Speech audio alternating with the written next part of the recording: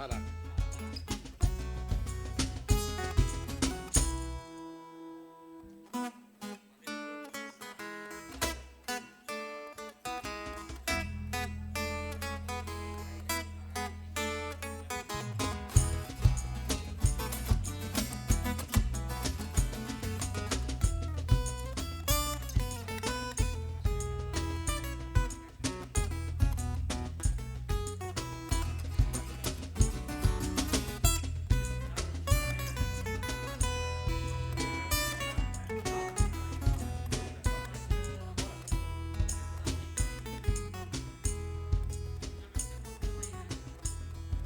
Já apertei.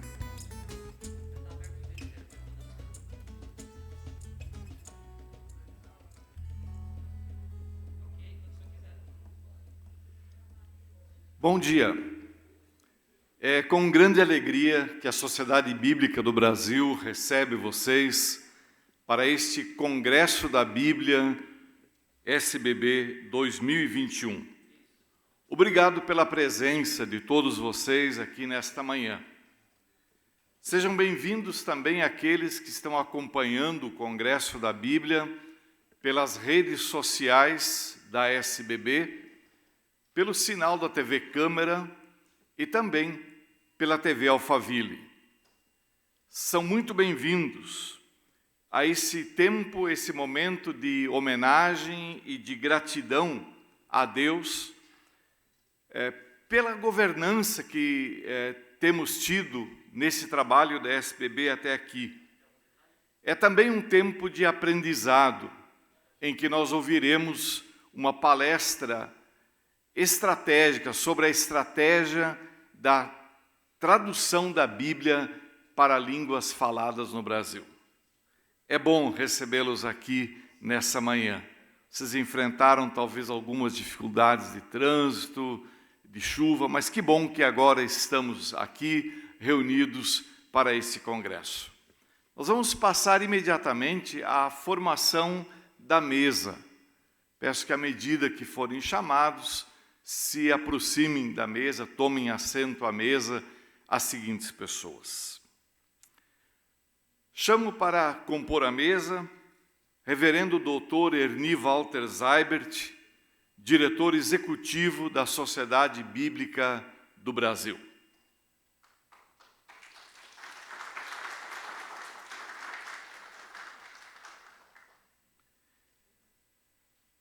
Para compor a mesa também, Reverendo Assir Pereira, presidente de honra da Sociedade Bíblica do Brasil.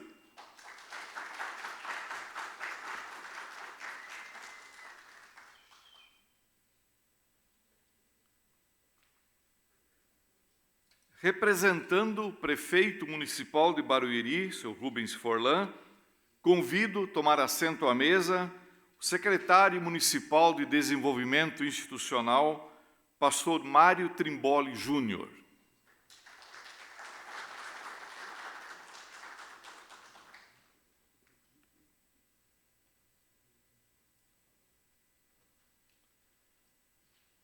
Nos dê a honra de tomar assento à mesa também o pastor Rudinei Macedo, presidente do Conselho de Pastores de Barueri e Conselho de Pastores, Conselho Metropolitano de São Paulo.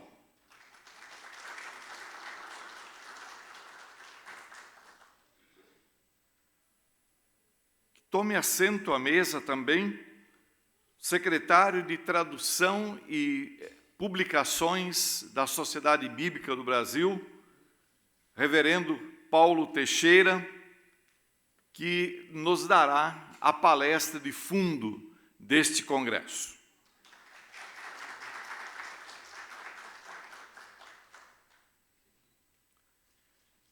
Convido também a compor a mesa da governança da Sociedade Bíblica, o pastor Paulo Lutero de Melo e Silva.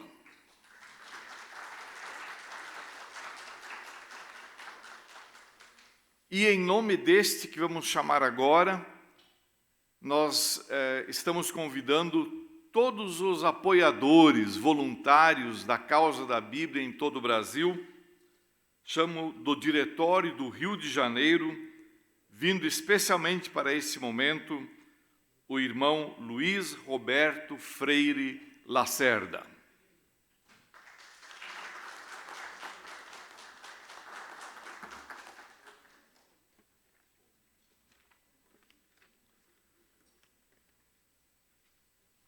Muito obrigado. Podem tomar assento.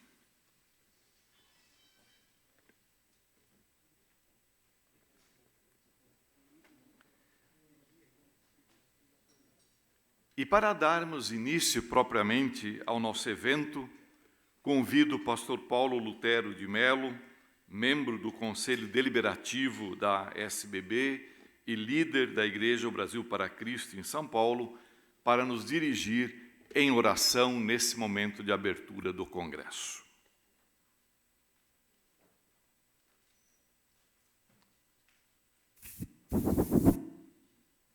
Fiquemos de pé, por gentileza. Senhor, em Tua presença, pedindo a Tua bênção, a Tua direção para os trabalhos desta manhã, que tem como maior objetivo louvar, glorificar o Teu santo nome. Queremos Te pedir sobre os presentes, as irmãs, os irmãos, sobre toda a nossa amada SBB, na sua governança recém-eleita, os que estão saindo, a Tua bênção. E quero especialmente Te pedir, para todos nós que participamos ontem da Assembleia, a Tua bênção, a Tua proteção e a Tua guarda. Senhor, queremos agradecer por termos passado o período tão difícil, em concomitante com este período de pandemia, e a nossa sociedade bíblica portou-se e conseguiu de maneira tão honrada atravessar e ainda atravessando este deserto. Obrigado, Pai, pelo Teu amor, pela Tua misericórdia e pela Tua graça infinita derramada em nossas vidas, nos guardando, nos protegendo, nos curando, nos orientando e dando sabedoria a cada palavra, a cada atitude, para a glória do nome do Senhor. Amém.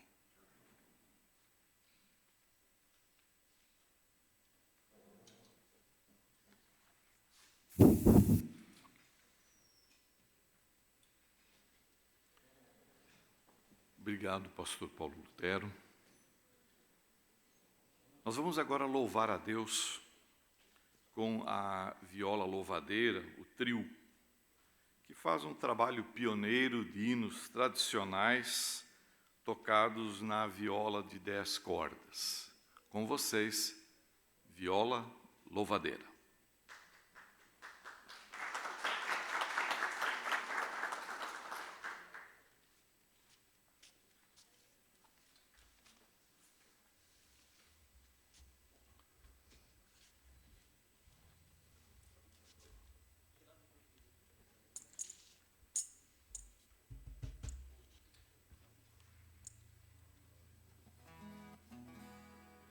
Bom dia, irmãos. Muita alegria, estamos aqui para louvar o Senhor.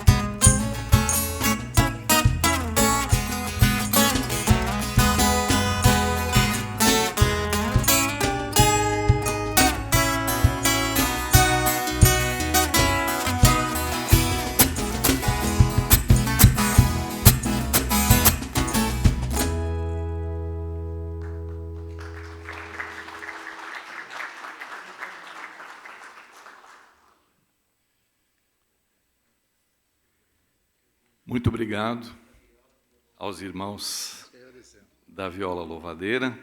Depois nós continuamos louvando, sob a liderança de vocês, louvando esse nosso Deus maravilhoso, que permite estarmos celebrando hoje este primeiro congresso da Bíblia SBB. Eu recebi aqui a informação de que chegou mais um membro da governança da SBB, a quem eu convido para ocupar lugar nessas cadeiras próximas à mesa. Dr. José Heitor Albuquerque Rebeca, por favor.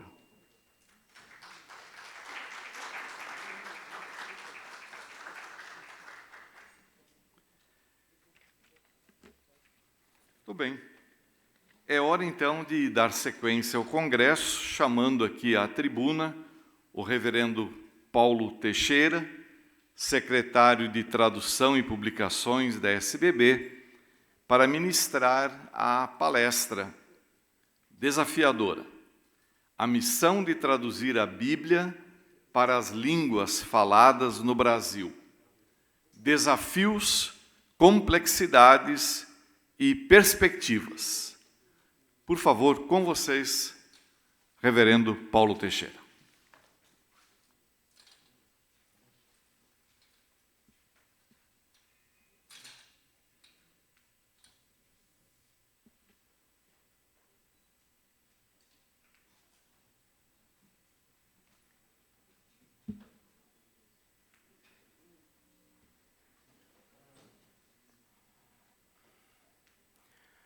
Eu saúdo a todas e a todos com a graça e a paz do nosso Senhor Jesus Cristo. Amém? Uma alegria muito grande estar aqui e ver que a nossa humanidade, a nossa sociedade está voltando ao modo presencial, né, Erni? Deus não ficou no modo virtual. Deus se fez um de nós. E veio habitar entre nós, para que, ao passar pelo nosso vale de lágrimas, Ele nos pudesse fazer sorrir. É um teólogo alemão, Jürgen Moltmann, teólogo da esperança, que fala isso, né? Ele diz que Deus desceu ao nosso vale de lágrimas para nos fazer sorrir. Há muita gente sem esperança nesse mundo. Há muitas pessoas que não conhecem a mensagem redentora do nosso Senhor Jesus Cristo. Esta mensagem está na sua palavra. E não há maneira mais doce de ouvi-la do que na língua que a mãe da gente ensinou para a gente, a língua materna.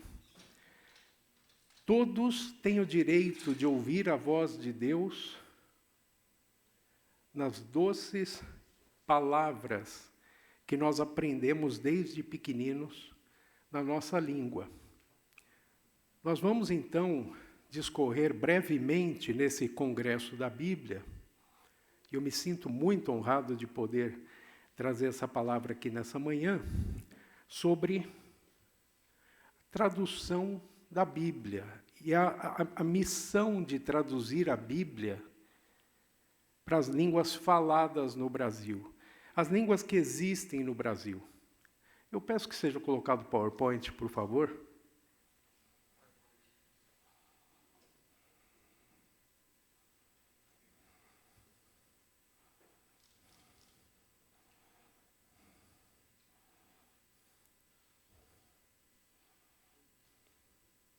Será que já estamos? Vai entrar agora.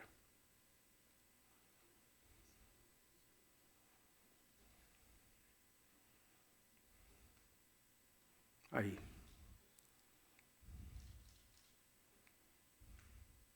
A missão de traduzir a Bíblia para as línguas faladas no Brasil. Existem desafios envolvidos, são muitos, nós vamos querer falar sobre alguns deles. Complexidades e perspectivas. Eu acho que a parte mais curiosa são as complexidades, porque eu pensei alguns projetos de tradução reais e vou contar para vocês algumas especificidades desses projetos. Só para você ter uma ideia, você que está nos acompanhando aí, aquela página aberta de uma Bíblia em língua cigana do Brasil, cuja tradução está sendo feita nesse nosso tempo. Ontem ainda conversei com o consultor da Bíblia em língua cigana, que tinha ido lá para Fortaleza, para visitar uma parte da equipe de tradução da língua cigana. Mas vamos lá.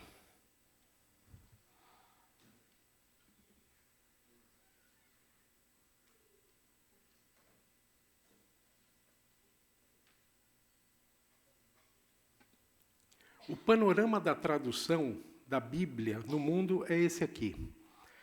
Essa é uma estatística realmente muito atualizada. Ela é de fevereiro deste ano. Fevereiro desse ano.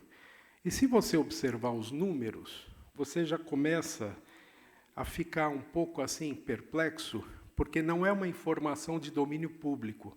As pessoas não sabem disso. Nós temos mais de 7.000 línguas faladas no mundo. E quando nós falamos que a Bíblia é o livro mais traduzido no mundo, isso também é verdade. Mas nós alcançamos cerca de metade das línguas do mundo, não mais que isso. Existem ainda cerca de 250 milhões de pessoas que ainda não têm acesso à palavra de Deus na sua língua materna. Ah, mas 250 milhões num universo de 7 bilhões de pessoas é pouco, mas elas também têm direito. Claro que a obra avança, né? Qual que é o cenário linguístico no mundo, trocando em miúdos? É este aqui. Nós temos aproximadamente 7.400 línguas no mundo, 242 são línguas de sinais. Tá? Língua de sinais é a língua do surdo, porque o surdo, e aí vem uma complexidade, né? Poucas pessoas sabem. O surdo, ele não se comunica em português. Lê do engano para quem pensou isso. A língua dele é a língua surda. Então, Libras, língua brasileira de sinais, não é o português. Aliás, o surdo, ele tem dificuldades com o português, mesmo com o português simples. Aí, a beleza de a gente trazer a palavra de Deus na língua do surdo. E por isso temos hoje aqui pessoas interpretando também o que aqui estamos falando e fazendo para os surdos. Nós precisamos incluí-los. Bíblias completas, nós temos 704 Bíblias completas. Eu tenho a honra de ter aqui na minha mão a Bíblia completa na língua Guarani-Mbiá. Essa Bíblia foi publicada pela Sociedade Bíblica do Brasil em 2004, 2005. É uma Bíblia em Guarani-Mbiá, mas é uma das poucas Bíblias completas em língua indígena do nosso país. Aqui fora da nossa casa, a casa que nos hospeda aqui em Barueri, nós temos uma exposição, a Bíblia no Coração do Povo. Então você pode, se não viu ainda, dirigir-se ali ao saguão daqui a pouco e apreciar essa exposição. Lá você vai ver a Bíblia Uai-Uai e vai ver outras.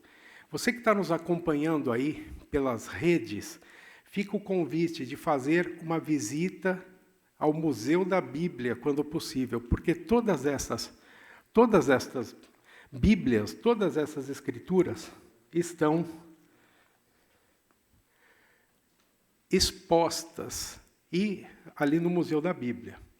A Bíblia em Guarani-Mbiá. Vamos avançar aqui na nossa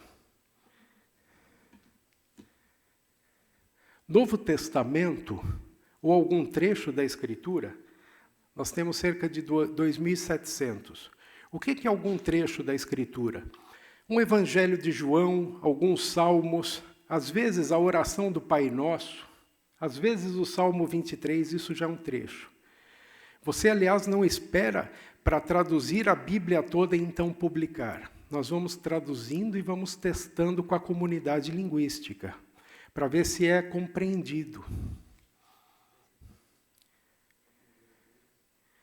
Quantas línguas nos faltam? Faltam 3.924 línguas. É língua para chuchu.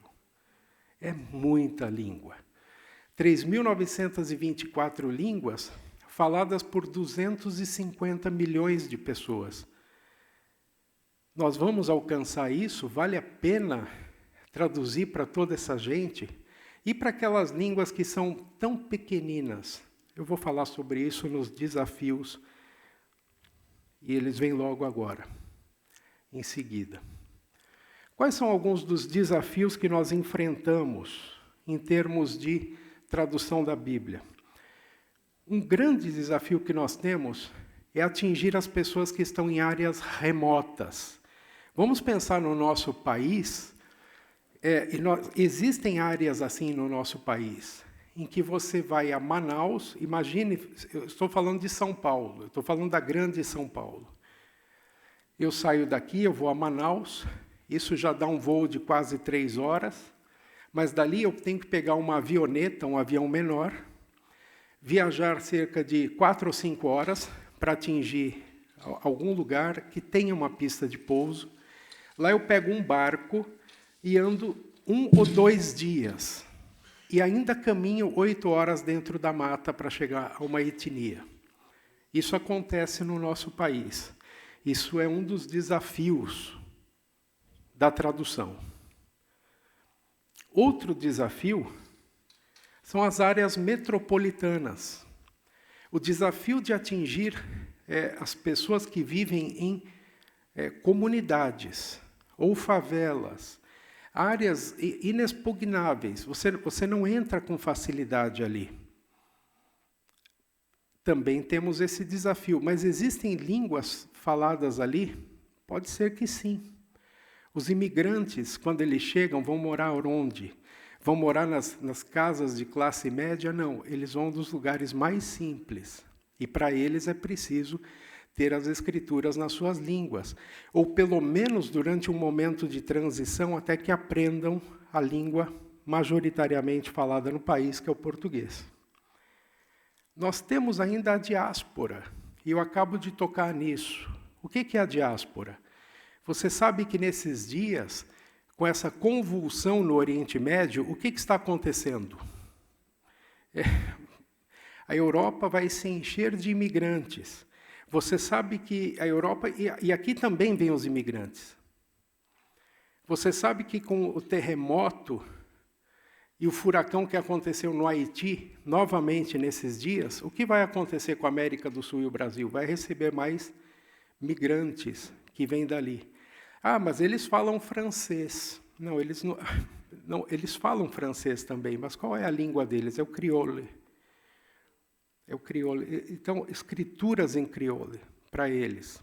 Ou escrituras bilíngues, português e crioulo, até que possam se integrar à sociedade. Mas vamos avançar aqui na nossa... Questões legais. Questões legais são um desafio.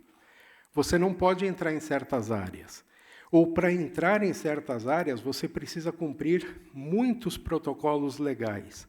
E aí nós pensamos na FUNAI, nós pensamos no Instituto Ambiental, nós pensamos em um monte de leis e códigos que precisam ser observados.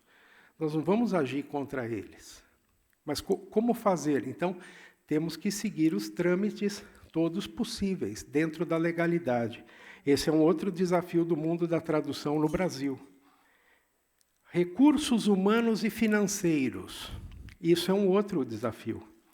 E, nesse momento, acreditem, os recursos financeiros até vêm, os recursos humanos são mais difíceis de conseguir. Conseguir pessoas que, desde a sua juventude, se preparem para ser tradutores e que, durante a sua vida, se dediquem a isso. E alguns que começaram na sua juventude a trabalhar com uma etnia, vão fazer isso para o resto da sua vida. Com um projeto de tradução com uma língua. Conheço pessoas que conseguem trabalhar com 2, com 3, mas geralmente é uma etnia. Um outro desafio são ações descoordenadas. O que é uma ação descoordenada? Existem várias missões ou igrejas ou grupos interessados numa etnia. Todos estão trabalhando e um não diz para o outro. E aí existe duplicação de trabalho. E aí você perde a chance de sinergizar, ou seja, trabalhar cooperadamente. E aí, sem o diálogo, sem a comunicação, você está perdendo tempo. Por fim, igrejas monolíngues. O que é igreja monolíngue? A igreja de uma língua só. Mas eu não estou falando das igrejas que falam uma língua só, que é a maioria no nosso país, que falam português. Mas eu estou chamando a atenção para a mentalidade.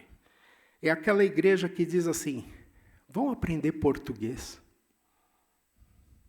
Basta. Para que ter a tradução? Vão aprender português. Essa é a mentalidade monolíngue. Se alguém, invertendo os postos, dissesse para a gente assim, português não é importante, vocês têm que aprender Guarani. Nós perderíamos a palavra saudade, nós perderíamos o nosso jeito de falar certas coisas. Então, quando uma língua morre, é muito triste. Nós perdemos uma parte do sentimento, da alma humana. Vamos seguir.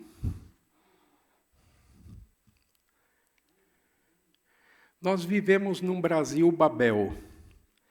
Esse quadro do Bruegel, que é um pintor holandês, foi feito no século XVI. Ele retrata a Torre de Babel. O Brasil é assim, linguisticamente. Tem gente que pensa assim, não, o Brasil tem uma língua, é o senso comum, mas é muito mais do que isso. Vamos ver. O cenário linguístico no Brasil é esse aqui. Evidentemente, nós temos o português para nos comunicarmos, mas, além do português, nós temos 181 línguas autóctones, línguas indígenas, línguas que já estavam aqui quando os imigrantes ou os conquistadores chegaram da Europa, no século XV para o XVI. Nós temos também reconhecidas cerca de 300 línguas alóctones, línguas que vêm de fora e que se estabelecem aqui, e que são faladas nos lares, e que são faladas por comunidades. Então, existem cerca de 300 línguas ativas no Brasil que vieram de fora para nós. E existe, evidentemente, agora se reconhece como língua oficial, a língua de sinais do Brasil, né? A língua brasileira de sinais. A Libras é uma língua. Aliás, quem é diplomado em Libras é bilíngue. Ele fala português e ele fala Libras. É uma língua reconhecida, oficial. Tem as suas características. Ela não é falada, é sinalizada, mas está entre nós. E, graças a Deus, crescendo muito. Esse é mais ou menos um mapa. Esse mapa, aliás, está no Museu da Bíblia, né, Mário? Está no Museu da Bíblia. E ali você tem a distribuição das etnias com as quais se trabalham as escrituras no Brasil. Várias dessas línguas já têm alguma porção bíblica, um Novo Testamento, algumas delas, 6 delas têm a Bíblia completa. E você pode ver que desse lado aqui, sudeste, o lado mais costeiro do país não tem nada. É no norte e no centro-oeste que estão as línguas concentradas, de difícil acesso, muitas delas. Vamos falar um pouco da complexidade de se traduzir. Uma das complexidades para se traduzir é essa aqui, a cultura oral. O livro não faz parte do dia a dia das etnias. Nem o livro e nem o registro. A cultura é oral. As histórias passam de pai para filho, do filho para o seu filho, e assim de geração em geração. A escrita não faz parte, e nem o registro. Isso nos leva à segunda complexidade, é que as línguas, na sua maioria, são ágrafas. Para você começar a traduzir, você precisa estudar fonologia, você precisa saber os sons daquela língua, você precisa começar a aprender, estabelecer um alfabeto, você precisa descrever a gramática, a sintaxe. Esse processo leva anos. Algumas línguas são tonais. Língua tonal é aquela em que, no chinês, por exemplo, para dar um exemplo para vocês, ma significa uma coisa, e ma, outra. Você notou alguma diferença? Pois eles notam. Nas línguas brasileiras e nas Américas, o professor Pike, de saudosa memória, lá de Wycliffe, ele descobriu um jeito de aprender a descrever os tons. O que ele fazia? Ele pedia para o falante da língua para falar certas palavras e o Dr. Pike colocava a mão, assim, os dedos no nariz para sentir a vibração. Ma, para saber se estava falando da mãe ou do cavalo. Você já viu como é difícil isso. Se você não descreveu bem o tom, você não sabe se está falando da mãe ou do cavalo. É uma complexidade. Outra complexidade é, vamos voltar ao PowerPoint, a resistência à transmissão. As comunidades são fechadas e dizem, a língua é minha, eu não ensino para ninguém. Isso também se dá. E nós vamos ver um exemplo daqui a pouco. Microgrupos linguísticos. Aquilo que eu perguntei há pouco, será que vale a pena nós traduzirmos para todas as 3.000 línguas que falta ter escrituras? Quando eu tenho um grupo de menos de 10 falantes de uma língua, e isso é comum, eu não vou conseguir traduzir a escritura toda para eles. E aqueles grupos que só tem 2 pessoas que falam a língua, os 2 são homens, ou são 2 mulheres, não vão... A língua morreu. Então, esse é o cenário de muitas das línguas. E, por fim, uma outra complexidade é o hibridismo, quando as línguas se mesclam, se misturam, e o bilinguismo. A gente fala da língua do coração, né? A língua que a mãe ensinou, pois às vezes a mãe ensina 2 línguas. E qual é a do coração nesse caso? Eu vou ter que traduzir 2 vezes, ou basta eu traduzir uma? Basta traduzir uma. Mas existem pessoas que pensam certos aspectos da cultura numa língua e outros aspectos da cultura em outra língua. Isso tem a ver com a tradução. E eu estou falando só do nosso país. Imagine se a gente for pensar no contexto mundial. Que bom seria se no nosso computador nós tivéssemos uma tecla assim, Translate, traduza. Essa tecla está se desenvolvendo com inteligência artificial. Aliás, existem estudos e aplicações já estão sendo feitos de tradução da Bíblia com inteligência artificial. Em línguas maiores, majoritárias como português, francês, russo, em que pode ter algum interesse comercial a língua, evidentemente a inteligência artificial se desenvolve. Mas numa língua como Kaxinawá, Guajajara, Waiwai, não tem interesse comercial. Então, pouca gente está trabalhando nisso. A tradução tem que ser feita por pessoas. E pese também nisso, você que já usou o Google para traduzir, você vê que às vezes aparecem coisas estranhas ali. Não dá para traduzir a Bíblia com o Google ou com o DeepL, simplesmente dizendo assim, traduza aí para mim. Então, nós já temos alguma coisa, só que ainda não. Eu acho que a inteligência artificial vai nos ajudando na tradução, como os computadores nos ajudaram muito na tradução. Vamos tocar. Eu vou trazer 2 exemplos agora para você ver que, às vezes, os tradutores e as tradutoras passam certos apertos. E agora, José, diria o Drummond, né? Dificuldades encontradas por consultores e tradutores no campo da tradução. Num projeto de tradução, no México, depois de semanas de treinamento de um grupo que falava certa língua, o consultor de tradução disse para eles, agora vocês estão preparados para traduzir, nós vamos começar. E a primeira frase que vocês vão traduzir é muito simples, é Jesus disse. Como é que a gente fala Jesus disse na língua de vocês? O grupo olhou para o tradutor e ficou quieto, para o consultor. Sim, mas vamos lá, é fácil, não é difícil. Jesus disse, como é que diz Jesus disse? Depois de mais uma pausa, o consultor diz, o que está acontecendo? Uma pessoa do grupo levanta a mão. Quando Jesus disse, ele estava em pé ou ele estava sentado? Essa foi a pergunta para o consultor. O texto grego não diz.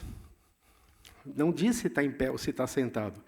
Porque no grego, isso não é importante. Mas naquela língua específica, falada por aquela etnia, não dá para dizer Jesus disse, sem saber se ele está em pé ou sentado. Porque se ele está em pé, você usa uma palavra. Se você diz que ele está sentado, usa outra palavra. Aí ele teve que tomar uma decisão. Tudo bem, Jesus estava em pé. Ah, então é assim, mas ele estava perto das pessoas ou longe das pessoas? Para você ver essa complexidade. Então, e aí, é impossível traduzir? Não. Você tem que fazer escolhas, senão você para pelo caminho. Outro exemplo que eu trago é esse texto tão central da Escritura. Eis o Cordeiro de Deus. Como traduzir eis o Cordeiro de Deus numa cultura ou etnia que não conhece um cordeiro? Como é que a gente faz? E aí você precisa recorrer à cultura, recorrer à experiência daquela etnia para traduzir. Num certo grupo, foi mais ou menos assim. Não tinha o cordeiro. Vamos falar assim, um cachorro peludo. Bom, não fazia sentido, porque o cachorro não tem essa questão de... O que o Cordeiro de Deus faz ali, em João 1:29? Ele está dando a sua vida em lugar dos outros, né? Ele se arrisca, ele morre, ele dá a sua vida pelos outros. Por isso, eis o Cordeiro de Deus que tira o pecado do mundo. Quando isso foi explicado para uma etnia, eles disseram, olha, nós temos um animal aqui, que quando a onça aparece, a mãe se deixa comer, se deixa matar pela onça para que os filhotes escapem. Era a anta. Naquela etnia ficou assim, eis a anta de Deus que tira o pecado do mundo. E você vai dizer, heresia, não devia ser assim, mas fez sentido para eles. Um animal que se deixou matar em favor dos outros. Então, são complexidades da tradução. Você só aprende isso no campo missionário. Não dá para teorizar. Eu vou falar de alguns exemplos aqui, muito rápido, sobre casos que estão acontecendo agora no Brasil, de traduções em que a sociedade bíblica está, de alguma maneira, ajudando. Esse grupo bonito ali, de loirinhos, né? Você vai dizer, são estrangeiros, não são. São gente do nosso país. Eles são pomeranos. Eles vivem em grupos grandes no Rio Grande do Sul, no Espírito Santo e em Rondônia. E eles falam a língua deles, pomerano. Bom dia, moi, moi. Se tem algum pomerano nos ouvindo aqui, nas redes, temos o Elismar, que é de ascendência pomerana. Moi, Elismar. Bom dia para você. Uma língua que é falada no Brasil e foi conservada no Brasil, mas o território deles não existe mais na Europa. Foi engolido em parte pela Polônia, em parte pela Alemanha. Não é mais falado lá, mas aqui é falado. E a língua nunca foi escrita. Ou se foi escrita, a escrita se perdeu. A dificuldade que temos hoje no Brasil com essa língua é a escrita, justamente. Porque um grupo quer aproximar a escrita das línguas germânicas. Schneider. Então, S-C-H-N-E-I, Eider. Erni, por isso que as pessoas têm dificuldade com o seu nome. Seibert, esse E-I em alemão é Ei. Mas quando alguém fala o nome do Erni, ele até já se acostuma a falar Seibert, porque aproxima mais do português. A dificuldade que temos no pomerano é estabelecer uma escrita mais próxima do português ou mais próxima da germanidade. Mas essa é a dificuldade da escrita. Onde é que estamos encontrando a solução? Na gravação. Porque não há nenhuma dificuldade quando eles falam entre eles. A grande saída para o pomerano talvez seja nós fazermos uma tradução completamente oral. Vamos ver um outro grupo.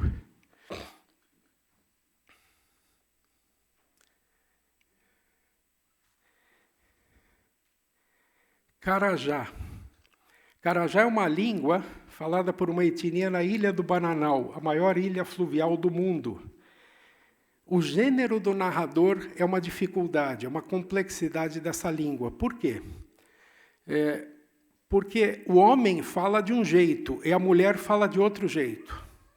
E a criança fala do jeito da mãe até certa idade ou até se casar. Como você faz com personagens bíblicos que não casaram? como Jesus? Como você faz com personagens bíblicos como Paulo, que você não sabe se é casado ou não?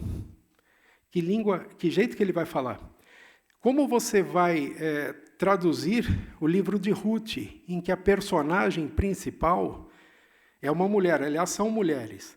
E nesse predomínio de mulheres em Ruth, para os Carajás faz sentido que o narrador seja uma mulher, mas você não tem certeza. Então, são questões a ser vencidas. E veja, nós nunca pensamos nisso em português, mas quem trabalha com Carajá precisa encarar esse desafio. Nós falamos de resistência, vamos passar? Nós falamos de resistência da língua, Kalon Chibi. A língua Kalon, o que é a língua Kalon? A língua cigana do Brasil. A cultura é muito fechada, existe resistência à transmissão. Levou anos até que uma pessoa foi aceita pelo grupo, que entendeu o propósito de traduzir a Bíblia, e aí a Bíblia começou a ser traduzida. Existem culturas muito fechadas. Vamos para frente? Isso aqui é uma foto de alguns anos atrás, que aconteceu aqui próximo, num acampamento cigano em Itapevi. Ali naquele dia, o grupo cigano estava recebendo o Evangelho de Lucas, naquele dia. Aliás, ele está na exposição aqui fora, você pode olhar daqui a pouco, após o nosso congresso aqui findar. Vamos adiante.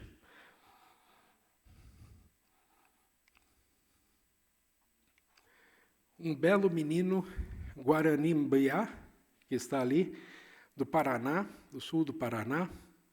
Hoje já é um jovem, essa foto tem alguns anos. O termo para Deus, como é que eu traduzo Deus? Em algumas culturas, em línguas de matriz tupi, guarani, você pode traduzir por tupã. Tupã. Isso, às vezes, é aceito pela comunidade ou pelos tradutores.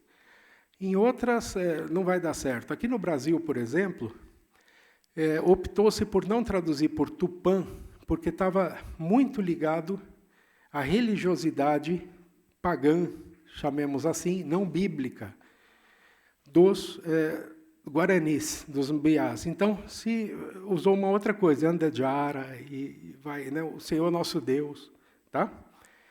Mas Inadeb, que é lá do norte do país, na cabeça do cachorro, Tupã fez sentido, ou uma palavra similar a ela.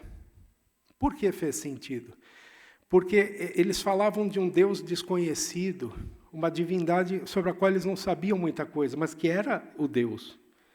Então, ali fez sentido. Imaginem só. Como é que a gente precisa ter essa sensibilidade e estudar, e conversar, e ouvir, e ter paciência até aprender tudo isso. Vamos adiante? Só para mencionar a dificuldade de acesso, essa pessoa levou 3 dias para chegar ao lançamento de uma escritura na língua dela. E veio num casquinho, veio num barquinho desses. Então, você imagine o trabalho que dá, mas o quanto se valoriza. Essa é uma outra língua, é o Hunsrück. O Hunsrück não é falado na Alemanha, é uma língua de imigração, assim como o pomerano, e eles chamam com muito orgulho, com muita alegria, essa língua de Unser Deutsch, o nosso alemão, que é um alemão falado de um jeito um pouquinho diferente. Alemão em alemão é Deutsch, eles falam Deutsch. Então tem umas diferenças assim. Também não tinha escrita, foi estabelecida, e agora até o filme Jesus da Cruzada vai ser colocado, né, no Evangelho de Lucas, em Hunsrück. Eles estão espalhados por vários cantos do país. Aqui são crianças, Hunsrück, lendo um livrinho trilingüe em Hunsrück, em português e em alemão, Aventuras da Bíblia. Por que as 3 línguas? Isso aqui foi um pedido de professores lá da região. As crianças em casa ouvem Hunsrück, vão para a escola, aprendem português e o alemão é uma língua que elas aprendem depois. O alemão gramatical, o Hochdeutsch. Então, você vê como dá para incluir a escritura para trazer educação para as pessoas também. E, evidentemente, não podemos, no cenário de tradução do país, deixar de falar da Libras. E na Libras existe uma complexidade. A teologia é evidente. Quando nós traduzimos uma Bíblia e nós colocamos lá, Jesus foi batizado. Cada denominação cristã pensa que Jesus foi batizado no jeito que ela concebe o batismo. Se foi por imersão, pensa que Jesus mergulhou na água. Se é por aspersão, pensa que alguém jogou um pouco de água na cabeça de Jesus. Mas cada um vai pensar do seu jeito. Essas diferenças interpretativas existem nas igrejas. Pois em Libras não tem jeito. Em Libras, quando você fala Jesus foi batizado, você usa um sinal que demonstra que ou ele mergulhou ou alguém jogou água na cabeça dele. E aí nós temos que prestar atenção na nossa intérprete, que ela está fazendo exatamente o sinal. Eu vou repetir aqui para você prestar atenção como não dá para esconder a teologia. Se ele foi batizado por imersão, é usado um sinal. Está aqui, ó, né? Ela fez lá. Agora, se foi por aspersão, alguém jogou um pouco de água na cabeça dele, pronto, dá o outro batismo. Então, traduzir a Bíblia para Libras, você não é aquela Bíblia que pode ser usada por todos. Ou você tem que fazer de uma certa maneira que todos aceitem. Que sinal você usa? Olha que desafio. E a gente vai avançando, né? E estamos aprendendo um pouquinho com os próprios surdos sobre isso, e graças a Deus a gente vai melhorando. O cenário das traduções no Brasil, vamos passar. Nós temos o português, várias versões em português, graças a Deus. Quando alguém me pergunta, mas não é uma confusão, tantas versões em português? Eu digo, não, é uma bênção, porque você pode comparar. Especialmente se você não tem acesso às línguas originais, você pode comparar. Existem 181 línguas, eu já mencionei isso para vocês, mais ou menos 300 línguas alóctones, a língua de sinais também. Agora vamos ver aqui soluções e perspectivas. E aqui eu estou chegando nos finalmente. O alcance do digital. O digital tem nos ajudado muito. Parece que nós descobrimos que podíamos fazer coisas na pandemia, né? No primeiro momento, as igrejas pararam, universidades. Como é que nós vamos fazer? A sociedade bíblica se perguntou, como é que nós vamos fazer sem poder ir ao escritório? Todo mundo se adaptou relativamente rápido a isso, né? E o digital tem nos ajudado a alcançar as línguas, inclusive na diáspora. Porque você tem no aplicativo da Bíblia, do YouVersion, por exemplo, inclusive os áudios de várias traduções em línguas minoritárias ou indígenas, e isso chega longe.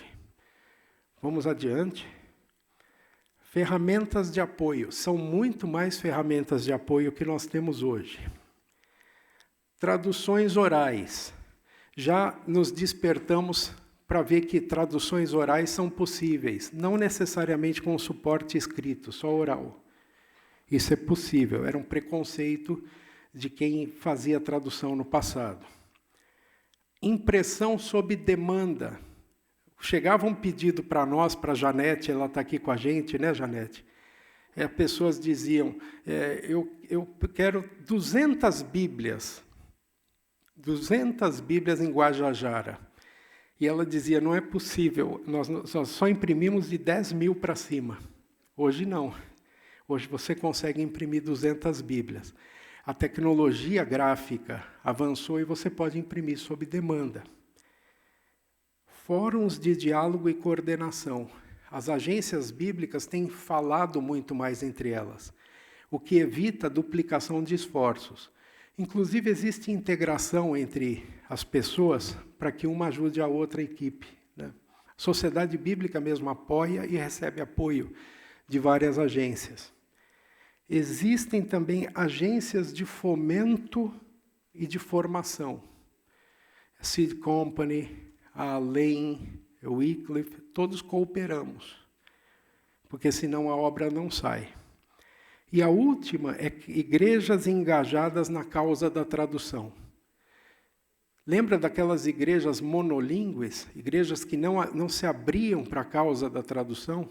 A causa da tradução é um pequeno ponto de toda a causa da Bíblia, mas as igrejas deviam estar abertas a isso. Esqueça a mentalidade monolíngue, comece a pensar, as pessoas podem ter as Escrituras na língua com que elas nasceram. Existem duas fontes e recursos que eu vou recomendar para vocês. Uma é o site da própria Sociedade Bíblica do Brasil, o Bíblia SBB.org.br, existem ali informações sobre tradução. E um outro site muito curioso, se você quiser ver mais curiosidades sobre o que acontece com as equipes de tradução ao redor do mundo. Infelizmente, ele está em inglês, mas é o TIPS, Translation Insights. Então, ideias de tradução. Você pode ver isso aqui. Esse homem tem na mão um Novo Testamento em Caingangue. Ele levou anos para que esse testamento estivesse na mão dele. Agora a Bíblia está sendo completada. A consultora de tradução da Sociedade Bíblica, a Catherine, tem trabalhado com a missão de cristianismo decidido na finalização da Bíblia completa em Caingangue. É uma alegria muito grande quando eles pegam isso na mão. A dedicação de um Novo Testamento desse é uma ocasião muito especial.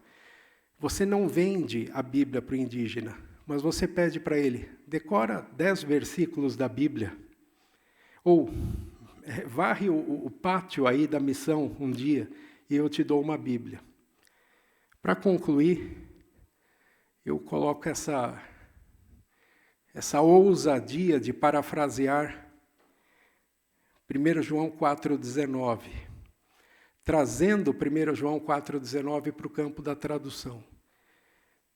Por que a Sociedade Bíblica traduz? Por que as agências bíblicas traduzem? Por que as pessoas se envolvem com tradução? Assim como nós amamos porque Deus nos amou primeiro, eu só posso acreditar nisso. Nós traduzimos porque Deus se traduziu primeiro. E naquele grande banquete celestial, com que língua? Em que língua Jesus vai falar com cada um de nós? Na língua do nosso coração. Na língua do nosso coração. Deus abençoe você que esteve aqui conosco, nesse momento, presencialmente. Deus abençoe você na sua casa também.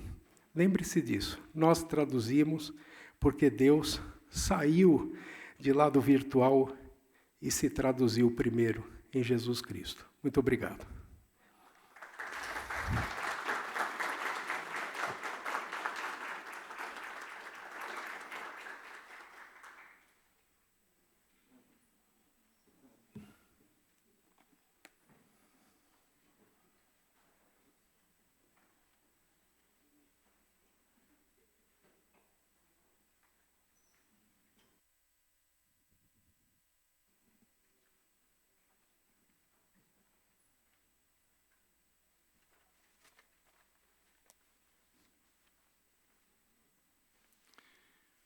Obrigado, Paulo.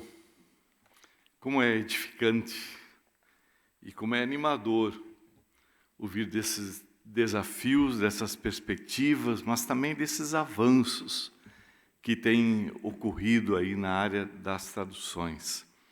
Foi muito tocante também termos a tradução aqui simultânea, né, a tradução, Tatiana traduzindo para a língua brasileira de sinais, muito obrigado. Moisés também já vai substituí-la ali na interpretação para nós. Obrigado a vocês por tornarem tão presente né, essa realidade de que nós não podemos pensar apenas naqueles que falam português no Brasil. A realidade, o trabalho bíblico vai muito adiante, vai muito além disso.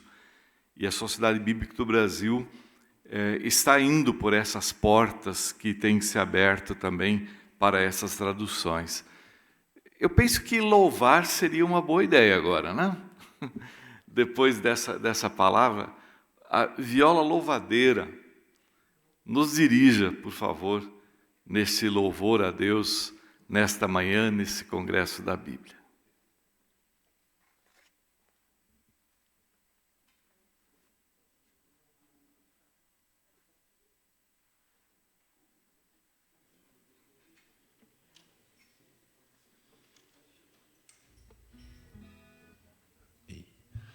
Louvar é sempre bom, né? Amém.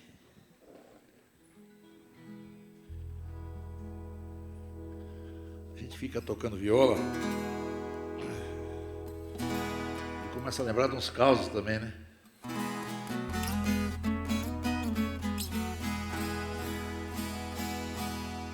E eu lembrei de um caso do irmãozinho que tinha se convertido e participou de um sorteio numa festa da igreja. Ele ganhou o sorteio pela primeira vez. E aí ele ganhou um smartphone. Aí o rapaz falou assim: você vai fazer o que com o smartphone? Aí ele diz assim: o fone eu vou ouvir as músicas e o smart eu vou dar para minha irmã, que ela gosta de passar nas unhas, né?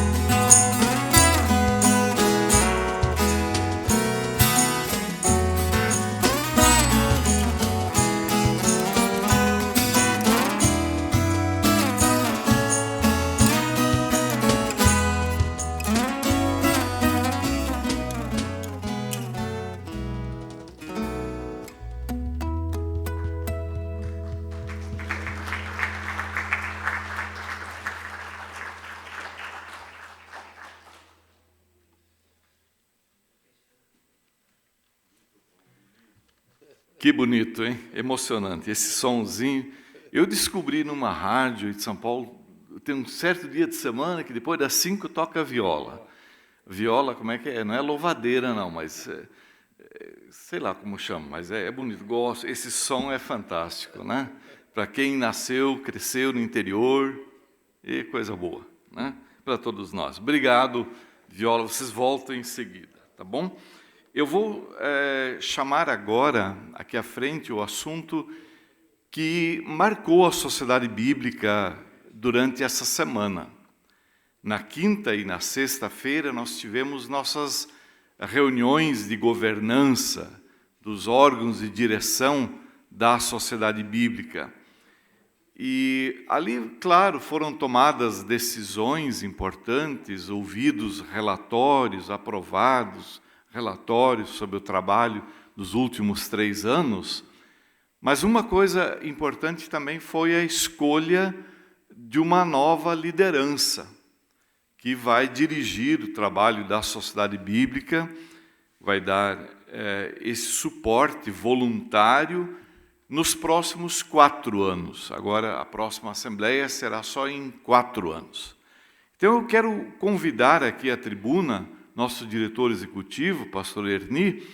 Ele vai falar um pouco o que é esse trabalho voluntário na causa da Bíblia e também reconhecer o trabalho voluntário feito pela diretoria até aqui e vai falar também, vai apresentar os novos membros da diretoria, na medida do possível, né? Então, pastor Erni, por favor.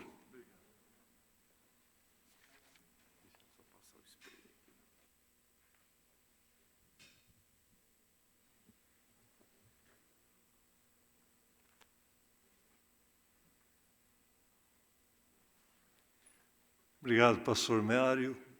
Cumprimento a todos da mesa e cumprimentando o pastor Assira, eu cumprimento a todos que aqui estão, cumprimentando o nosso irmão Rudinei, cumprimento todos os pastores, as igrejas, representa aqui a nosso poder executivo aqui da cidade também. E eu cumprimento a todos que vieram aqui, puderam vir aqui nessa manhã, e a todos aqueles que estão também em casa, aí, nos escritórios, onde estiverem nos acompanhando. Tempos novos esses, né? Tempos que a gente está presencial e online em muitas partes, e tem que ser assim. Quem achou, quem olhou, viram que passaram um sprayzinho no microfone aqui de álcool, né? Diz que pela primeira vez na história alguém cheirando a álcool é bem-vindo na igreja. Porque ele está bem higienizado. Então, essas coisas são um tempo diferente, né? Tem igreja que já dá até smart, né? Fone, e assim vai mudando os tempos. Para dizer como isso é importante, todo esse cuidado, o nosso presidente eleito estava saindo de casa de manhã para vir, o pastor Ezequias, aqui de Jundiaí. Ele explicou a sua ausência porque o senhor da igreja, que trouxe ele para a Assembleia, avisou ele, ontem de noite, de que o filho dele estava com Covid e ele fez o teste, o motorista que trouxe o pastor Ezequias, ele também estava. O pastor Ezequias é extremamente cuidadoso com a saúde. Ele tinha uma máscara, se higienizava constantemente. O médico dele disse, possivelmente dificilmente você está infectado, mas fique em casa, fique até você fazer o teste e poder voltar a público. Esse é o tempo que nós estamos vivendo. E por isso a gente está aqui separado e junto, né, nessa causa. É o novo tempo que nós vivemos. Minha palavra é sobre a sociedade bíblica, essa organização que eu sempre digo, ela é multifacetada, tem muitas caras. Depende de onde você vai, você tem uma impressão.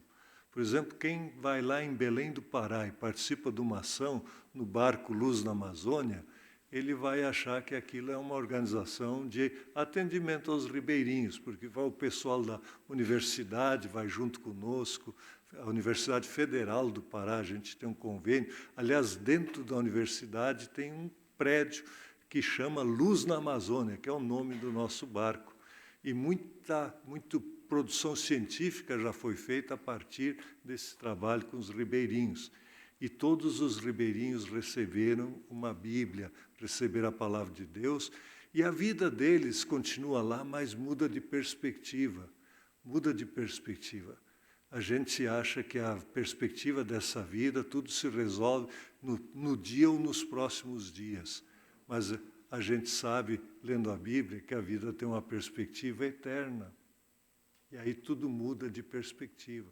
A gente não precisa ter tanta correria, tanta pressa, porque a eternidade nos aguarda. E a gente pode fazer as coisas que tem pressa com calma. Então, essa é uma mudança. E a sociedade bíblica faz isso.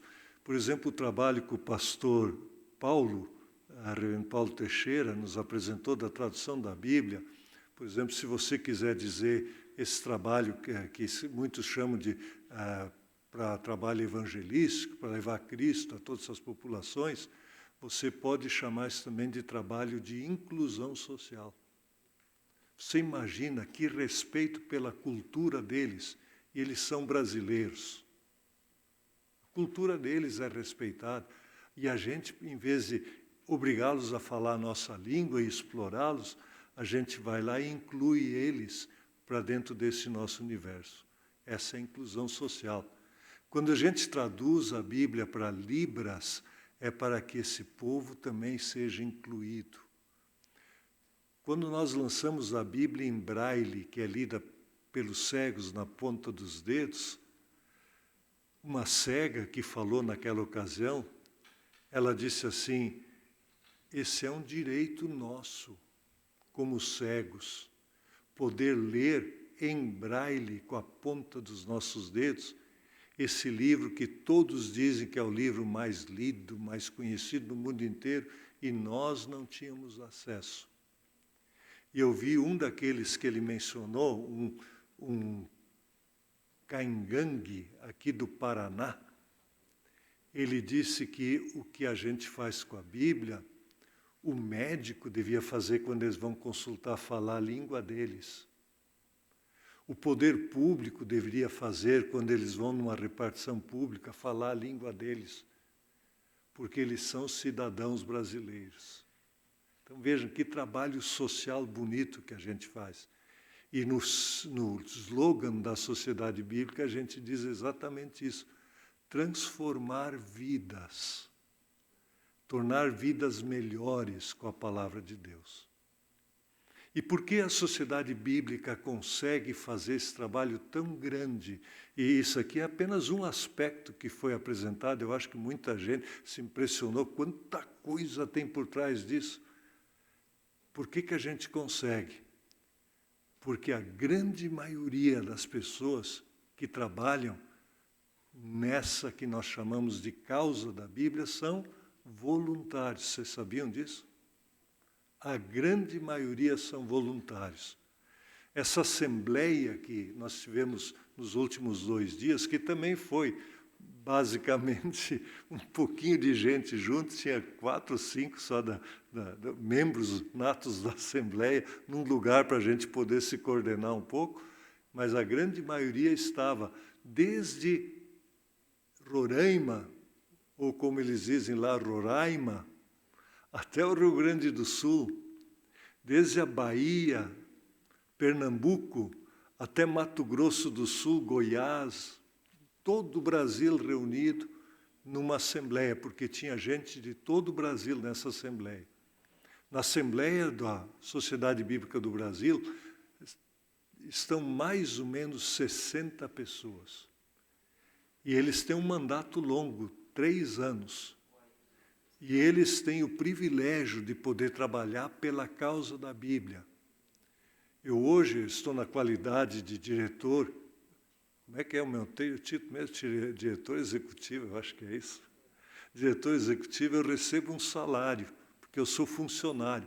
Mas a nossa governança, ela trabalha voluntariamente, não recebe 1 centavo para poder assumir a responsabilidade pela Sociedade Bíblica do Brasil.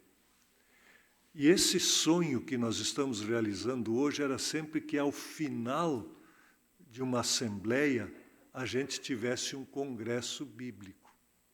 Por quê? Porque por trás desses voluntários, que são a governança, estão milhares, literalmente milhares de outros voluntários, pelas igrejas, por toda parte, organizações que fazem esse trabalho, dando sentido para a vida das pessoas, transformando a vida das pessoas com a palavra de Deus. Não é bonito isso? É uma grande sociedade da Bíblia do Brasil, a Sociedade Bíblica do Brasil. Literalmente é isso. Quem criou a Sociedade Bíblica do Brasil foram igrejas e cristãos. Igrejas e cristãos que organizaram isso lá no passado. A maioria não sabe em que ano ocorreu a primeira ação de Sociedade Bíblica no Brasil. Sabe, a Sociedade Bíblica tem só 73 anos. Mas a primeira ação da Sociedade Bíblica aqui no Brasil se deu em 1808. 1808. O que aconteceu em 1808? A família real portuguesa veio ao Brasil, fugindo de Napoleão Bonaparte. Chegando aqui, declarou o Brasil Reino Unido de Portugal e abriu os portos às nações amigas. E abrindo os portos às nações amigas, lá na Inglaterra, a primeira sociedade bíblica, que já estava se espalhando pelo mundo, disse: vamos mandar novos testamentos em português para o Brasil. Imprimiram com pressa. Em 1808, mandaram até o navio chegar aqui, já foi em 1809, e chegaram os primeiros 12.000 novos testamentos que aqui foram distribuídos gratuitamente. Olha que bonito. É uma das organizações mais antigas em atuação aqui no nosso país. E como hoje a gente está muito polarizado entre um e outro, sempre tem dois polos, eu digo, a Sociedade Bíblica do Brasil já conviveu com o Brasil Reino Unido de Portugal. Depois com o Brasil Império, o primeiro império. O segundo império, que foi o mais longo, nós também convivemos. Nós convivemos com a Primeira República. Nós convivemos nos tempos difíceis da depressão, Primeira Guerra, depois a depressão. Nós convivemos com os tempos difíceis da Segunda Guerra. Precisamos nos reorganizar, aí fundamos em 48 a organização nos moldes que aí está hoje. Passou por vários governos, por vários tipos, até por questões ideológicas diferentes. Mas a palavra de Deus, ela permanece, como é que é? A palavra de Deus permanece para sempre. A palavra de Deus fala com todos esses sistemas, ela muda a perspectiva de vida.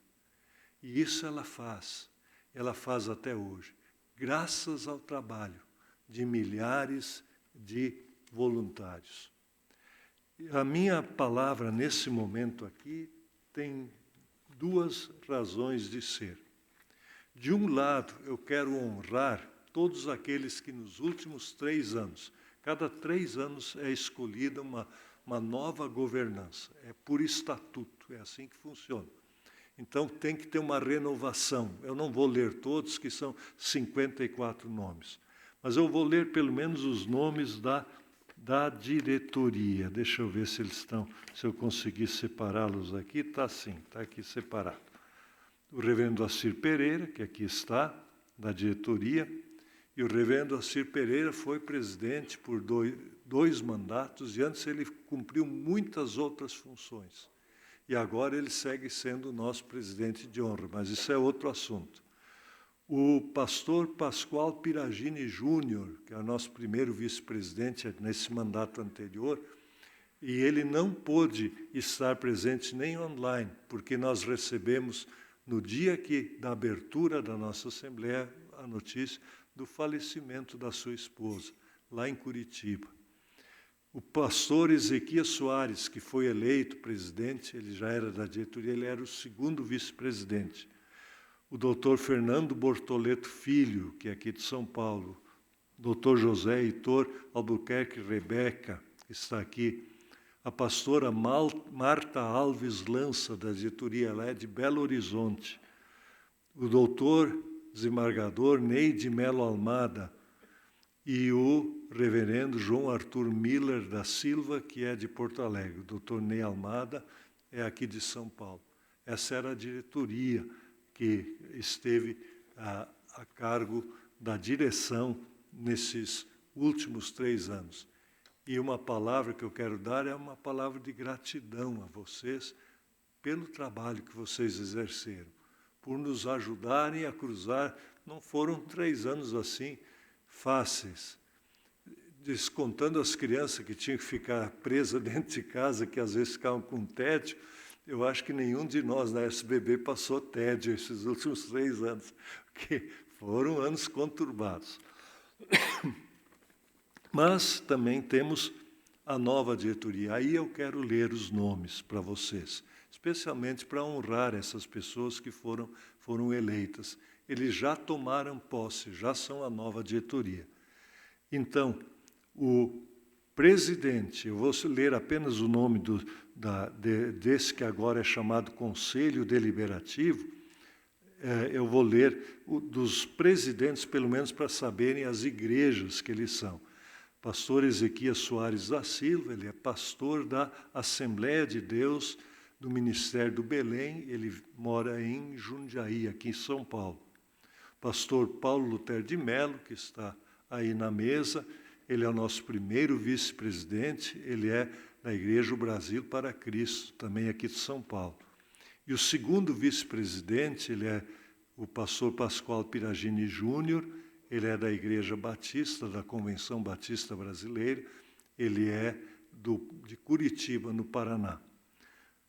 Depois vem o reverendo João Arthur Miller da Silva, reverendo Fernando Bortoleto Filho, doutor José Heitor Albuquerque Rebeca, a pastora Marta Alves Lança, o doutor Antônio Cabreira Mano Filho, pastor Christian Santiago Loiácono, o doutor Matias Grenzer, a professora Rosicler Linhares de Queiroz, a professora Esther Fraga Vilas Boas Carvalho do Nascimento, reverendo José Carlos Vaz de Lima, reverendo Jonadab Domingues de Almeida, professor Rafael Rodrigues da Silva, professor Dr. Walter Kuchenbecker, o reverendo Juarez Marcondes Filho, a professora Daniela Hack, pastor Wagner Gabi, pastor Sóstene Silva, pastor Abimael de Souza, pastor Valdir Agnello, pastor João Luiz Furtado, doutor Jean Marques Regina, pastor André Luiz de Carvalho Nunes. Esses são do nosso Conselho Deliberativo.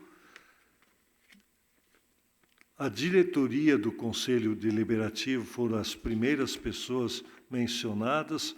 Apenas para dar um quadro da diretoria das igrejas, nós já mencionamos a Assembleia de Deus, Brasil para Cristo, a Igreja Batista, a Igreja Evangélica de Confissão Luterana, Igreja Presbiteriana Independente, Igreja do Nazareno, a Igreja Batista Getsêmani, a Igreja Presbiteriana do Brasil e Igreja do Caminho. Vejam como a variedade de igrejas está presente. No nosso Conselho Fiscal, o senhor Alfredo Weisslock é o presidente, pastor Ageu Silva é um dos membros do conselho, e a pastora Claudete Afonso Esteves Brito, pastor Jailton Lima do Nascimento e o senhor Marcelo Ribeiro Pimentel. Esse é o Conselho Fiscal que foi eleito agora. São 5 igrejas distintas, eles são os membros do Conselho Fiscal.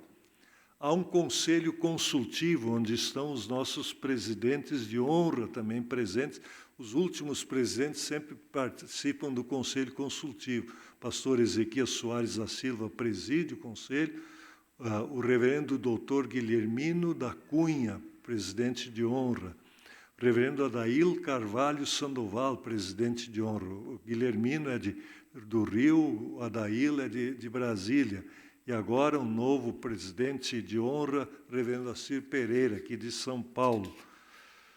Os demais membros do conselho são pastor Reinaldo Venceslau Siqueira, desembargador Neide Melo Almada, doutor Adilson Vieira, pastora Franciele Sander, doutor Rui Correia Vieira, senhora Maria Zuleika, o bispo Maurício José Araújo de Andrade, o pastor José Ivan do Nascimento, o professor Claudinei Franzini, o bispo Eduardo Diegues Bravo, o reverendo Robson Luiz Noy, doutor Hipólito Gadelha Remígio, pastor Euder Faber Guedes Ferreira, pastor Velber Augusto dos Santos, o bispo Anderson Caleb Soares de Almeida, reverendo Aurivan Marinho da Costa, a capelã Eleni Vação de Paula Aitken, o pastor Manuel Bernardino de Santana Filho, o senhor Mário Fernando Souza, o reverendo Robinson Grangeiro Monteiro, a doutora Ana Paula Gonçalves Pereira de Barcelos e o doutor William Douglas. Então, são esses os novos membros da governança. E a diretoria ainda tem um conselho assessor da Gráfica da Bíblia, que será eleito na primeira reunião do Conselho Deliberativo. Vejam, eu creio que a maioria de vocês, e algum dos nomes que foram lidos, conhece. São pessoas notáveis na nossa sociedade e pessoas que servem dessa forma a causa da Bíblia. A nossa gratidão àqueles que nos ajudaram servindo nessa causa nos últimos 3 anos, e o nosso pedido para que Deus abençoe a nova diretoria, que Deus abençoe esses muitos voluntários.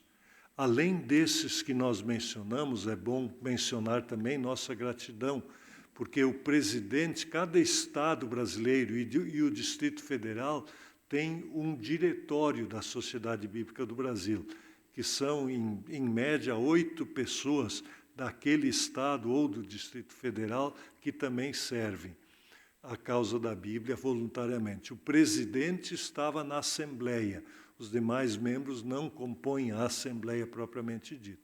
Mas, vejam, só por aí nós já temos mais um batalhão de 27 vezes 8, pessoas que são reconhecidos no Estado como essa liderança. Então, é um trabalho muito lindo, muito bonito, que a gente tem a alegria de dizer que transforma vidas com a palavra de Deus. Nós vamos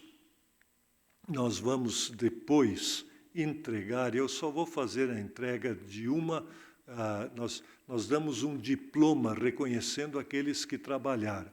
Os novos membros da governança vão ter que trabalhar 4 anos para ganhar a sua recompensa, um diploma. Mas nós temos aqui na mesa 3 que já trabalharam na última, e eu peço que venham até aqui para receberem de mim. Primeiro, o reverendo Assir Pereira. É um mimo que nós queremos dar e um diploma pelo trabalho. E venham também, já se aproximando, o José Heitor e o pastor Paulo Lutero, venham junto que eu quero fazer a entrega. Pastor, muito obrigado. Que Deus continue e abençoe.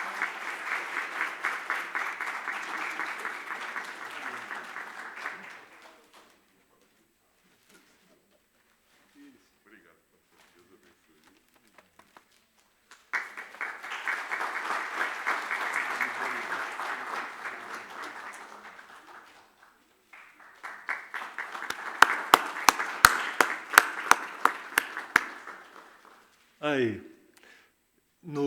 os demais membros da governança vai ser entregue a todos, e aos que estão distantes vai ser entregue na casa deles, seja por correio, mas de alguma forma nós vamos fazer chegar o diploma a todos vocês. Que Deus abençoe a todos. Obrigado.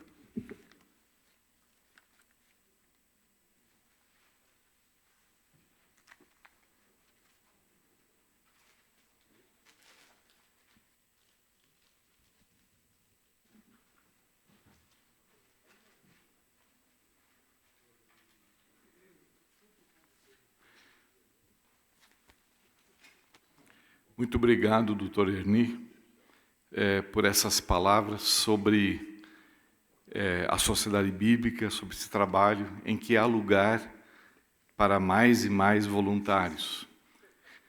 Nossa gratidão por todos aqueles que estiveram fazendo parte da governança até aqui e também pelos que foram eleitos para esse próximo período de 2021 a 2025. Somos gratos a Deus por esses irmãos que voluntariamente dedicam seus dons, seu tempo e tanto dos seus recursos para a direção do trabalho da obra bíblica no Brasil.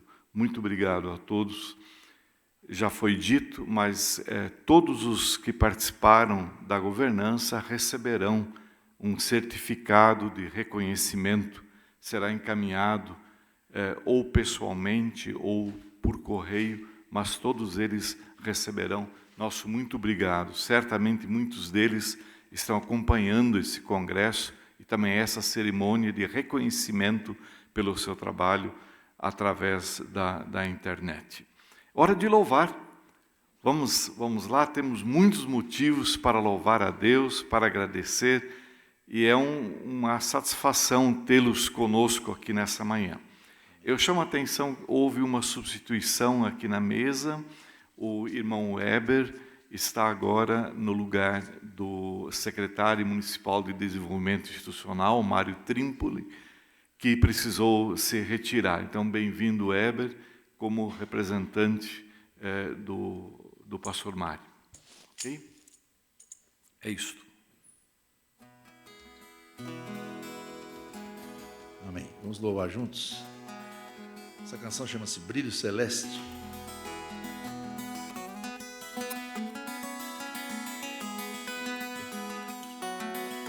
Eu lembrei de mais um caso do caipira que foi lá visitar a Terra Santa, aqueles lugares onde os discípulos andavam, onde Jesus andava. E ele estava ali maravilhado, olhando aqueles lugares. E ele chegou na beira do mar da Galileia e tinha um rapaz ali alugando barcos para dar uma volta, né? Aí ele falou assim: quanto é que é para dar uma volta aí, moço? Aí ele falou que é $100. Aí ele fez as contas e falou: nossa, é caro demais. Não, obrigado, não quero não. E o rapaz ficou meio ofendido. Falou: seu caipira, isso aqui é o mar da Galileia. Você está achando que é qualquer mar? Não, aqui é o mar da Galileia, onde Jesus Cristo andou a pé em cima das águas. Aí o caipira falou: bom, também ele não é trouxa de pagar $100 para andar de barco, né?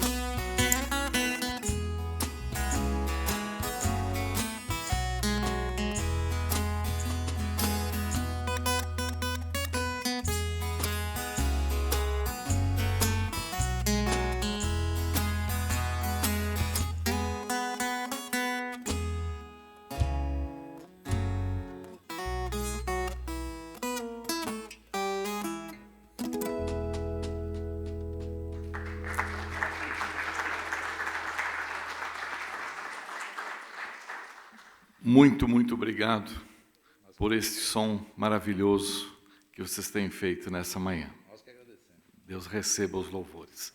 Eu convido outra vez do professor Erni para voltar à tribuna para uma singela homenagem ao nosso presidente da SBB até aqui, e agora presidente de honra da SBB, e peço que a Emilene já se posicione aí mesmo nesse plano, não aqui das escadas, né, para no momento oportuno participar dessa homenagem também à esposa do pastor Assir, Dona Deice.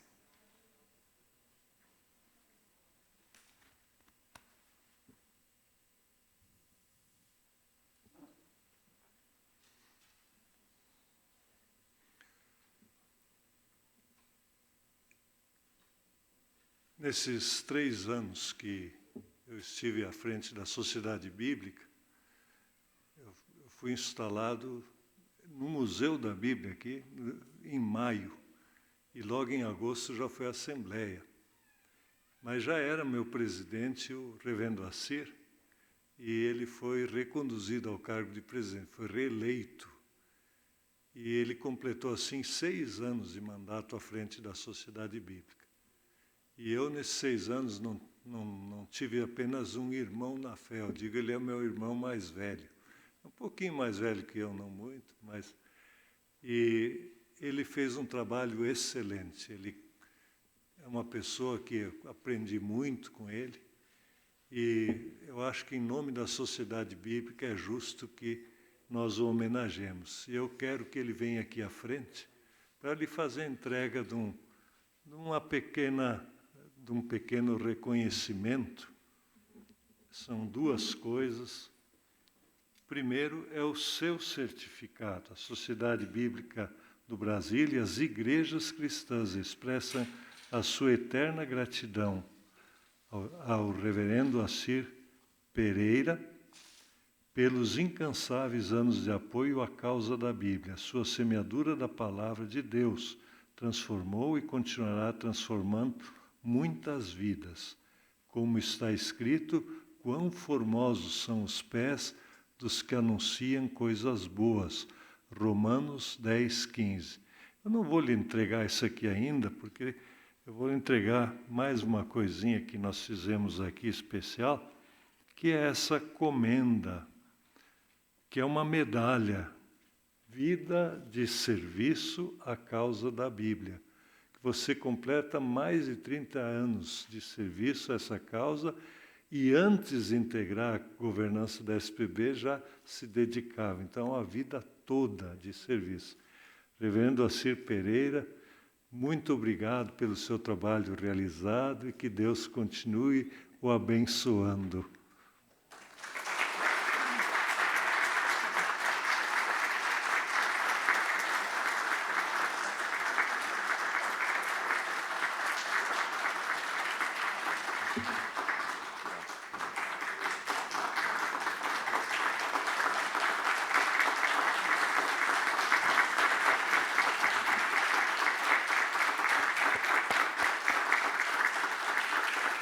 Esse é o quadro, ele é pesado, mas é bonito.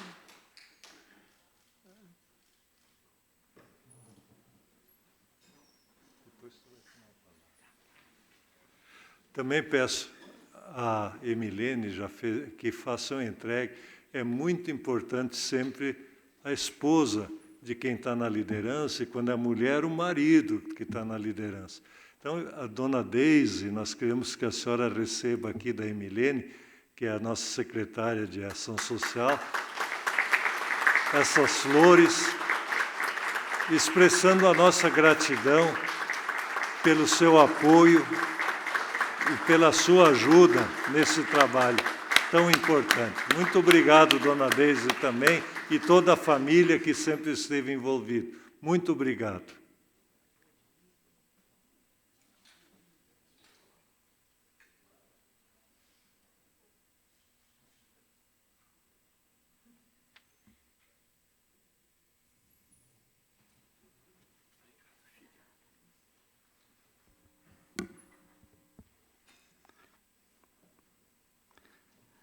Não sou muito bom para falar depois de um momento como este,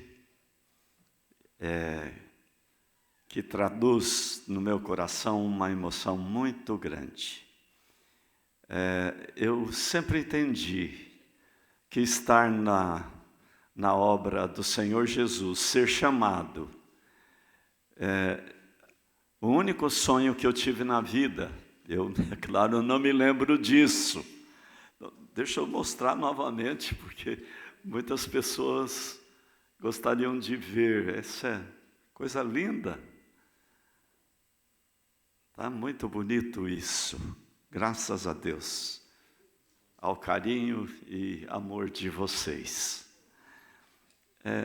É claro que eu não me lembro, mas minha mãe dizia que desde os 2 aninhos de idade, quando me perguntavam quando eu crescesse o que eu seria, eu dizia: eu vou ser o que o seu João Trotti é.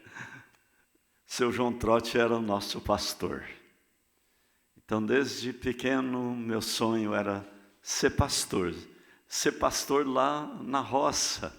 E vocês da Viola Louvadeira me colocou dentro do berço onde eu nasci, onde eu cresci. Esse foi o único sonho, ser pastor.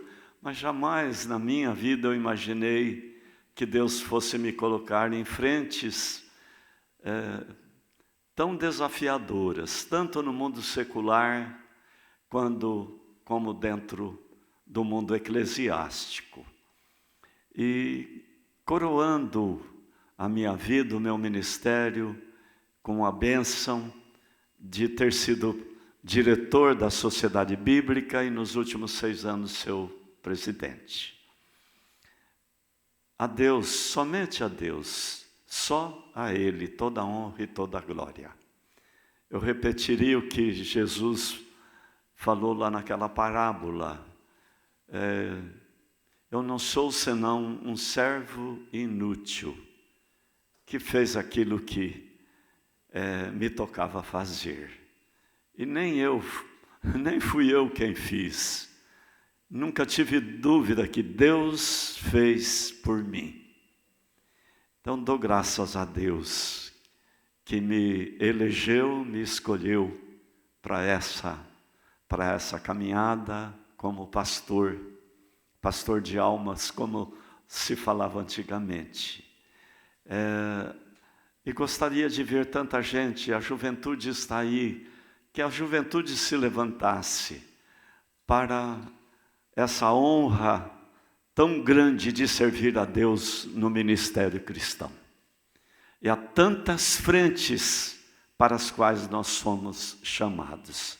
Eu fui chamado para várias frentes, mas onde eu estive, mesmo no mundo secular, nas atividades fora da igreja, eu fazia questão de dizer para os meus chefes: primeira coisa que eu quero que o senhor saiba, eu sou pastor. E Deus tem honrado a nossa vida. Então, essa coisa de presidente de honra, a honra é só a Deus. Eu só fui um moderador das nossas reuniões e, na medida do possível, estando com meu companheiro Erni, estes sim devem ser honrados. Nosso querido Erni, querido Paulo, Forlim, Marcos, que está aqui também, aqueles que se foram, Humberto, e os nossos diretores, ali executivos do dia a dia, tendo do seu lado todo um elenco de homens e mulheres altamente profissionais, altamente capacitados. Então, eu não poderia deixar de citar, eu gostaria de citar o nome dos 300 e tanto, mas não é possível. A todos vocês, a igreja brasileira, é você que é a verdadeira dona e proprietária da Sociedade Bíblica do Brasil. Se eu poderia deixar uma última palavra, essa palavra é: ame a causa da Bíblia. Ame a Sociedade Bíblica do Brasil. Se apaixone por ela. Ela pertence a você. Lembre de orar por ela e por aqueles que fazem o dia a dia, particularmente no momento terrível como nós vivemos nos últimos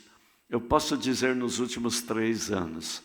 A gente pensa na pandemia, mas há 3 anos atrás começou uma terrível crise mundial e que atingiu a própria alma do nosso país. A Sociedade Bíblica vem vivendo isso nos últimos 3 anos. Quando parecia que estava se levantando, vem esse vírus, esse bichinho horrível que ceifou tantas vidas. E ceifou a vida de alguns dos nossos apaixonados e voluntários da causa da Bíblia. Mas pastor Erli estava lembrando na nossa penúltima reunião, Deus preservou a vida dos nossos colaboradores. Nenhuma vida foi ceifada daqueles que estão trabalhando no dia a dia da Sociedade Bíblica. Irmãos e irmãs, isso é uma coisa maravilhosa. A gráfica da Bíblia não parou de funcionar. Esse tempo todo ela esteve com suas máquinas ligadas, porque mais do que nunca a nossa população precisou da Bíblia. Isso é tão verdadeiro que nosso querido Forlim não sabe o que fazer, porque o pedido de Bíblias é tão grande, que nossas máquinas trabalhando 3 turnos não está dando conta. As papeleiras não estão dando conta de mandar papel para nós. Fala para mim, irmãos e irmãs, isso não é motivo de louvores e pela TV Alphaville ou pela TV Câmara, nosso reconhecimento também ao Anderson, ao Forlim, a Adriana, a Flavinha que está ali, o Natan. Seja participar desta grande celebração que está sendo preparada para esse dia da Bíblia. Vamos marcar o dia da Bíblia pela distribuição de 1 milhão de Novos Testamentos, Salmos e Provérbios. Nós contamos com vocês, contamos com a sua participação.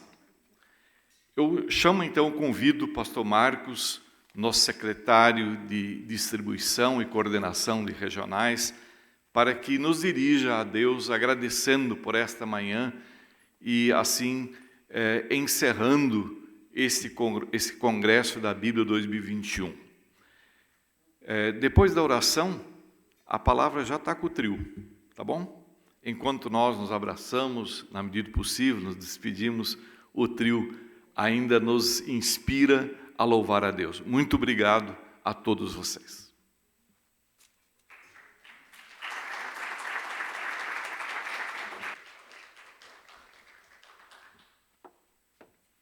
Convido a todos os presentes a ficarem de pé e a você que nos acompanha à distância a unir-se a nós em oração nesse instante. Senhor Deus, eu quero te agradecer por Tua palavra, a Bíblia Sagrada. Esse tesouro, Senhor, que o Senhor deu a nós, deixou conosco, para que pudéssemos conhecer a Ti como Deus e a Jesus como nosso Salvador. Eu quero também agradecer pela Sociedade Bíblica do Brasil, essa organização tão bela que tem semeado a Tua palavra no Brasil, na América Latina, nas Américas, no mundo. Obrigado, Senhor, por todos os recursos. Obrigado, Senhor, por cada dia de trabalho, de desenvolvimento, de crescimento nessa organização e por tantas vidas que foram alcançadas por Tua palavra. Te agradeço também pela igreja brasileira e sua liderança. Pastores e líderes que ano após ano têm apoiado, têm se juntado ao trabalho da sociedade bíblica para semear a Tua palavra.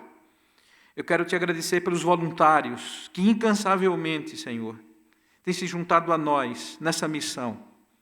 Quero pedir também por cada pessoa que nesse instante está com Tua palavra aberta, que Tu tragas, Pai, luz, iluminação para a compreensão da doce, bela, rica palavra de Deus. Obrigado por esse congresso, que essa semente, como falou o pastor Mário, ela possa crescer e possa contagiar muitas pessoas, e que a igreja brasileira levante-se, Senhor, a semear, a espalhar e a levar a Tua palavra a todos que dela necessitam. Obrigado, Deus, pela diretoria que serviu até o dia de ontem. Obrigado pela vida do pastor Assi. Obrigado, Senhor, também por aqueles que se chegam. Eu peço a Tua bênção sobre a vida do pastor Ezequias, e que o Senhor, através dele, possa abençoar todos os colaboradores da sociedade bíblica e todos os voluntários. Obrigado por Tua graça, que está sempre conosco, e que ela, Senhor, nos impulsione, nos dê sabedoria, que Tua palavra seja semeada mais e mais. É em nome de Jesus, o nosso Senhor e Salvador, que eu Te oro e Te agradeço, meu Pai. Amém.